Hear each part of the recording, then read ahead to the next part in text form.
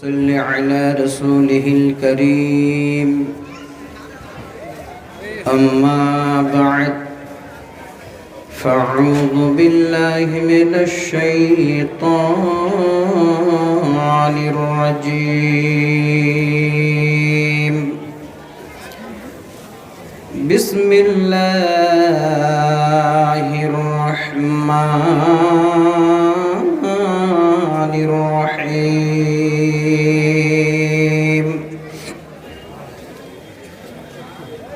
الذين صبروا على ربهم يتوكلون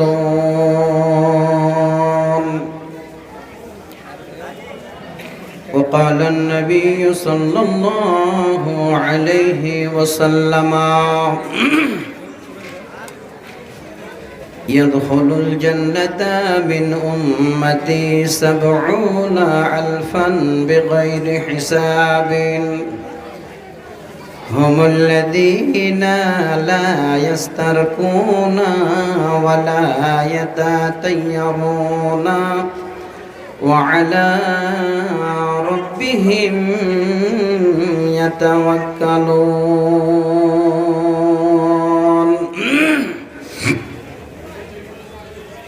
رواه البخاري প্রশংসা তোমারি সবই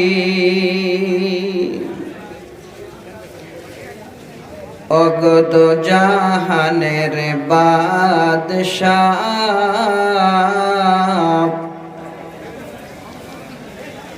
তোমার দয়ার নাই সীমা তুমি বিচার দিনের শাহানশাহ প্রশংসা তোমারি সবই অগত জাহানের বাদশাহ তোমার দয়ার নাই সীমা তুমি বিচার দিনের শাহানশাহ করি মোরা তোমার ইবাদত তোমার কাছে চাই যে মদদ হেদায়াতের মালিক মোদের সঠিক পথের দাও দিশা তোমার দয়ার নাই সীমা তুমি বিচার দিনের শাহানশাহ চালাও তাদের রাহে যাদের দিলে দয়ার দান যাদের প্রতি রাগ করনি ছুঁইনি যাদের আধার নিশা তোমার দয়ার নাই সীমা তুমি বিচার দিনের শাহানশাহ উপস্থিত সম্মানিত সভাপতি সাহেব প্রশংসা মাত্রই সে রব্বুল আলামিনের জন্য যিনি আজকে আমাদের এই মাদ্রাসা প্রাঙ্গণে কোরআন এবং সহিহ সুন্নাহ শোনার সুযোগ করে দিয়েছেন সে আল্লাহর দরবারে একবার আমরা সকলে মিলে তিনার শুকরিয়া জ্ঞাপন করি সকলে পড়ি আলহামদুলিল্লাহ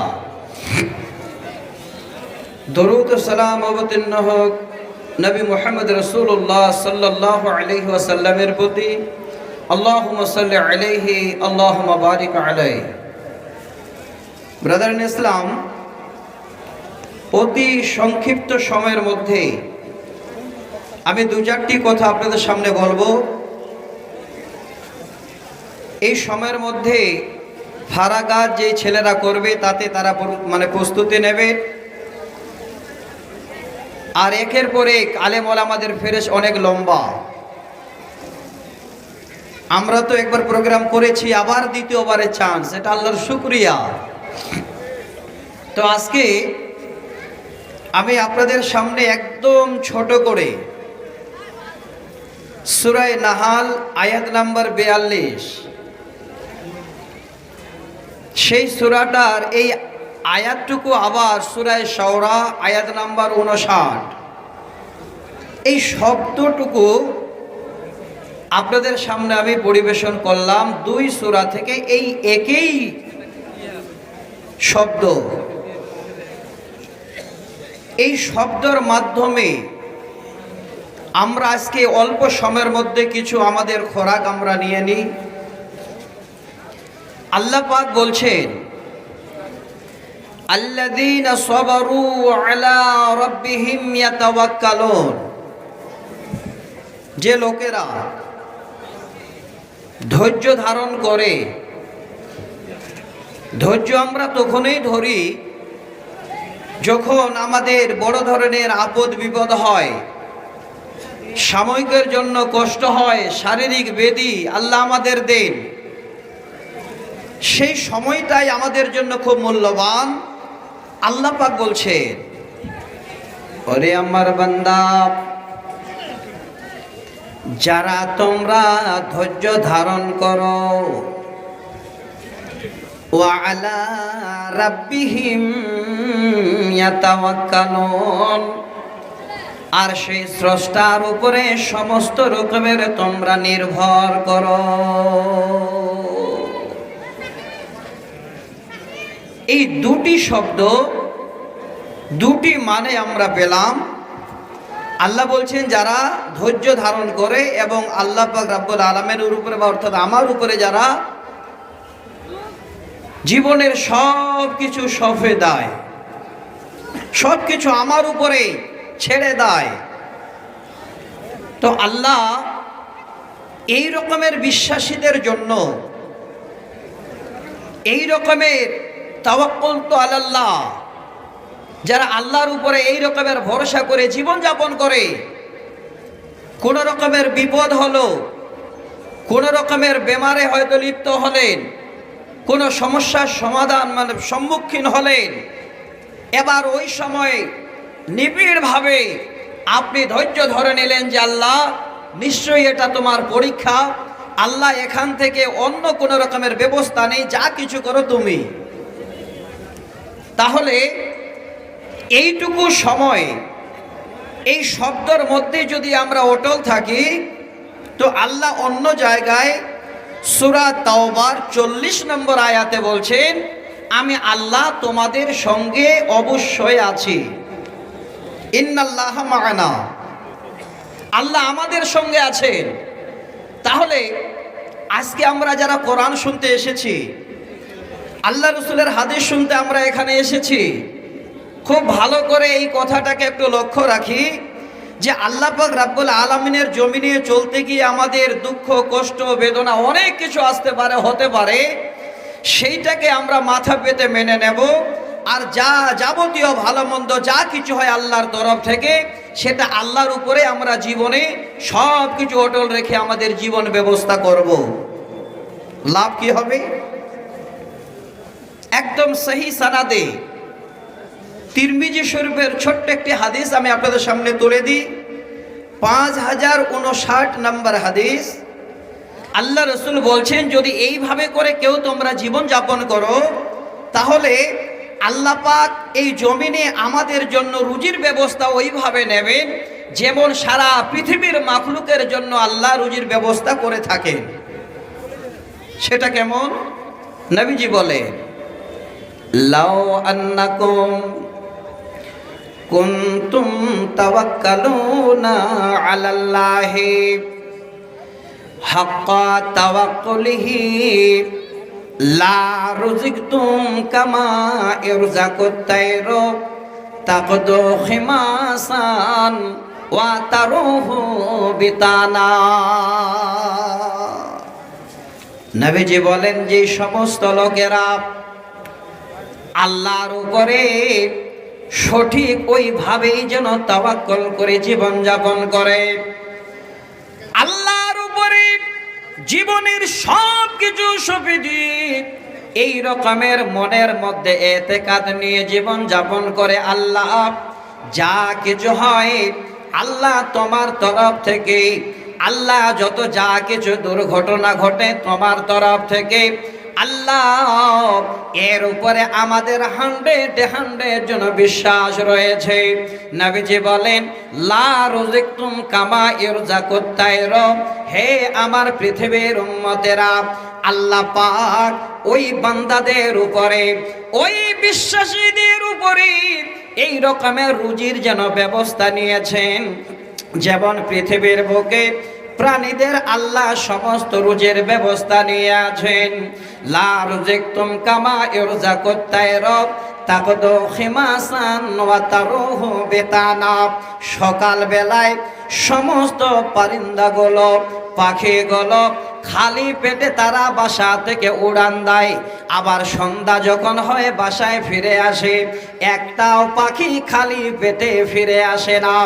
আল্লাহর উপরে তাওয়াক্কুল করে তারা বেরিয়ে যায়, সারাদিন যেখানে আল্লাহ রোজের ব্যবস্থা রেখেছে সেখানে পৌঁছে যায়।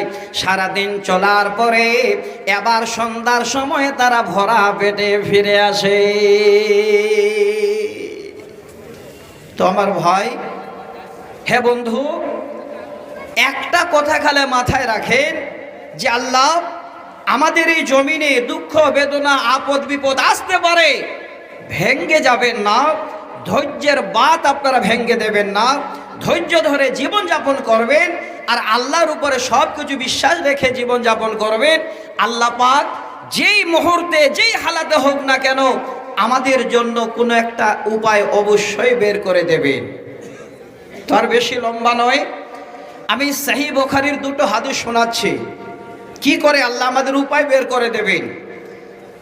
হযরতে আবু বকর রাদিয়াল্লাহু তাআলা আনহু হাদিসের রাবী, তিনি বলছেন ক্বালা কুলতু লিন-নবী সাল্লাল্লাহু আলাইহি ওয়াসাল্লাম ওয়া আনা ফিল গার লাউ আন্না আহাদাহুম নাজারা তাহতা কাদামাইহি লাউ আবসারানা।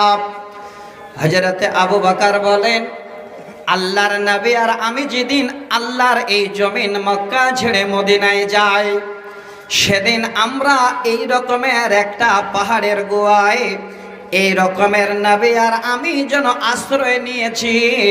ইতিমধ্যে আল্লাহর নবীর দুশমনেরা নবীকে ধরার জন্য বেরিয়ে পড়েছে। এমন পরিস্থিতি যেখানে নবী আর আমি আরাম করতেছি, সেই গর্তের ভিতরে আমাদের সেই গর্তের উপরে তারা এসে নবীকে খোঁজাখুঁজি করেন। হযরত আবু বকর বলেন, আনা ফিল গার লাউ আন্না আহাদাহুম নাজারা তাহতা কাদামাইহি, তারা এমন পজিশনে এমন জায়গায় পৌঁছে গেছে, একটু যদি তারা নিচের দিকে তাকায়, একটু যদি নিচের দিকে লক্ষ্য করে, তাহলে তারা আমাদের দেখতে পাবে।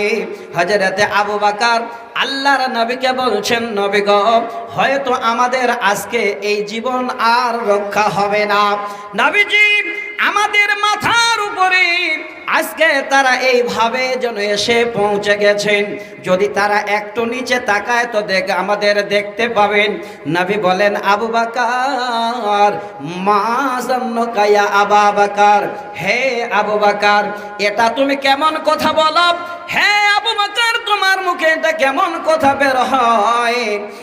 আল্লাহর নবী যেন আবু বকরকে এবার সান্ত্বনা দিয়ে বলছেন, বিইসনাইনি আল্লাহু সালিসুহুমা, তোমার কি এই রকমের বিশ্বাস নাই যে এই গর্তের ভিতরে আমরা দুইজন নয়, আমাদের তৃতীয় জন, আমাদের স্রষ্টা, আমাদের মালিক আল্লাহ আছেন। আবু বকর কেন তুমি চিন্তা করো? আল্লাহর নবীর এত বড় বিশ্বাস আল্লাহর উপরে। হযরতে আবু বকরকে সেই সান্ত্বনা দিলেন, সেই কথা বললেন। মুশরিক বেদিনেরা সেখান থেকে ঘুরে চারিদিকে চলে গেল। আল্লাহর নবী হযরতে আবু বকর গর্তে থেকে গেলেন, কোনো মতোই যেন তাদের দৃষ্টি নিচে হলো না। আল্লাহ এই জন্য বলছেন যে কমপক্ষে আমার উপরে যদি এই বিশ্বাস থাকে আমি আল্লাহ তোমাদের কাছে আছি, তোমাদের সাথে আছি, যত রকমের আপদ বিপদ সেখান থেকে আমি আল্লাহ তোমাদের রক্ষা করব, নিঃসন্দেহে এই বিশ্বাস রেখে যদি বান্দা তোমরা জীবন যাপন করো। তো ভাই আর দেরি করছি না, আমার বলার উদ্দেশ্য তার জন্য একটা বুখারীর হাদিস পড়েছিলাম। আজকে আমরা অনেক ভাই বন্ধু অনেক আপদ বিপদে পড়ি, বেশিরভাগ বেমারের ক্ষেত্রে অনেক বেমার আমার ভাইজানেরা বাপজানেরা আমরা উপভোগ করছি, চারিদিকে চিকিৎসা করছি, করার পরে এবার যখন শরীরের সেই ঔষধ আমাদের সুইট হচ্ছে না, সেই ঔষধ কাজে লাগছে না, তখন একটা আমরা মন দুর্বল করে আল্লাহ পাক রব্বুল আলামিনকে নারাজ করার জন্য কোথাও দেখবেন ঝাড়ফুঁক নেবার জন্য কোনো লোকের কাছে এবার চিকিৎসার জন্য গিয়ে আমরা হাজির হয়ে যাই। ওই লোকটার কাছে গেলে নাকি হয়তো আমাদের কোনো বিপদ দূর হতে পারে, শরীরে আমাদের অবশ্যই মানুষে খারাপই করেছে, তার জন্য আমাদের ঔষধ কাজে দিচ্ছে না। এই রকমের মন যদি আপনার থাকে, এই কাজটাতে আল্লাহ নারাজ হয়ে যান। আর এই রকমের যদি কর্ম আপনারা কেউ করতে যান, আল্লাহ রসুল বলছেন যে তারা এত বড় আল্লাহ পাক রব্বুল আলামিনকে নারাজ করা কাজ করলো, যদি এই কাজটা তারা না করে তাহলে তাদের জন্য সুসংবাদ আল্লাহ রসুল আমি দিচ্ছি। কি সুসংবাদ? নবীজি বলেন ইয়াদখুলুল জান্নাতা মিন উম্মতি ৭০,০০০ বিগাইরি হিসাবিন। ওরে আমার উম্মত ৭০,০০০ আমার সেই উম্মতেরা তারা আল্লাহর জান্নাতে প্রবেশ করবে, আল্লাহ পাক তাদের কোনো রকমের হিসাব নেবেন না। উলাইকাল মুকাররাবুন, আল্লাহ বলবেন বান্দা তোমরা সরাসরি আমার জান্নাতের রাস্তা ধরো। তারা কারা? তাদের মধ্যে আমরা আছি কিনা? এত বিপদ আসার পরে এইটুকু ধৈর্য বিশ্বাস আমাদের আছে কিনা? নবীজি বলেন ওই সমস্ত লোকেরা হুমুল্লাযীনা লা ইয়াস্তারকুনা ওয়া লা ইয়াতাতায়্যারুনা ওয়া আলা রাব্বিহিম ইয়াতাওয়াক্কালুন।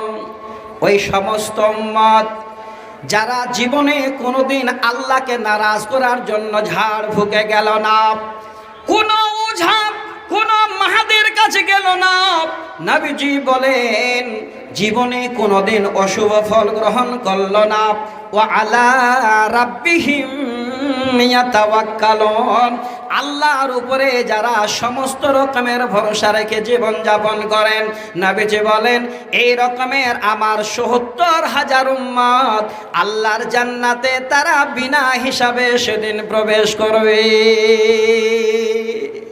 তো ভাই হে বন্ধু, আল্লাহ আমাদের এইটুকু বুঝার শক্তি দিয়েছেন।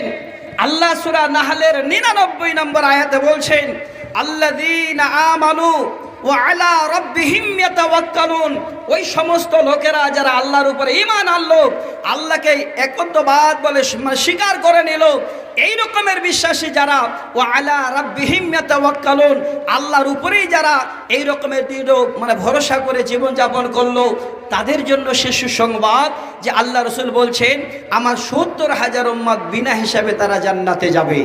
তো ভাইজান আমি আপনাদের কাছে আর লম্বা করব না।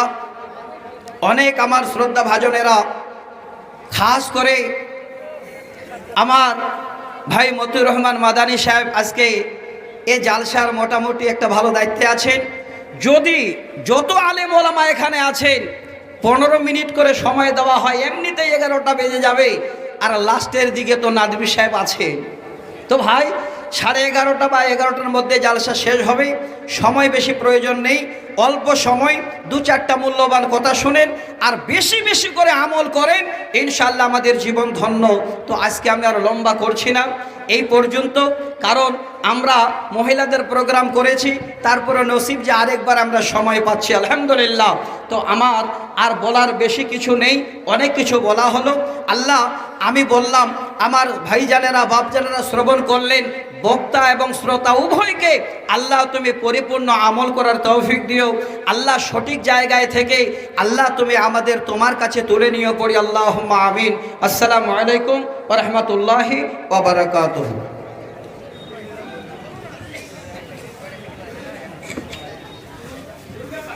আমরা এতক্ষণ শুনছিলাম আমাদের অত্যন্ত